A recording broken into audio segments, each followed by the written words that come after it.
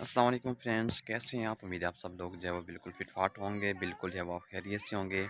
तो जनाब इबरार अहमद जो है वो छा गए। उन्होंने तो यकीन जाने एक ऐसा कमाल कर दिया कि एक बहुत बड़ा एजाज़ जो है वो उन्होंने अपने नाम कर लिया और वो पाकिस्तान के दूसरे बॉलर बन गए जो अपने पहले ही टेस्ट में यानी कि 10 विकेट लेने वाले वो पाकिस्तान के दूसरे बॉलर बन चुके हैं इस टाइम।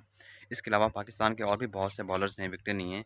क्या आप जानते हैं कि ये कोई इससे पहले जो बड़ा एजाज़ था वो मोहम्मद जाहिद के नाम पे था। उन्होंने 1996 में अपने पहले टेस्ट में यानी कि डेब्यू करने वाले टेस्ट में उन्होंने 11 विकेटें ली थी। उसके बाद और उसके बाद ये दूसरा बड़ा एजाज़ जो है वो इबरार अहमद ने जो अपने नाम पे हासिल किया।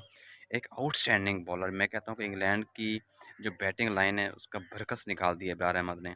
तो पूरी दुनिया जो है वो हैरान हो गई इबरार अहमद की बॉलिंग को देख के कि उसकी जो ये यानी कि बॉल को स्विंग करने का जो स्टाइल है, उसकी जो ये गूगली है, दुनिया हैरान हो गई है। क्या आप जानते हैं कि मैक्सवेल ने एक ट्वीट किया है कि ये जो है वो शीन वार्न 2 हैं, यानी कि उसको शीन वार्न 2 का एजाज़ दे दिया है जनाब ग्लेन मैक्सवेल ने। उसमें कोई डाउट नहीं है कि इब्रार अहमद की अगर बॉलिंग को देखा जाए, उसके बॉल करने का स्टाइल को देखा जाए तो इंतहाई कमाल का, बहुत ही ज़बरदस्त एक आउटस्टैंडिंग परफॉर्मेंस है।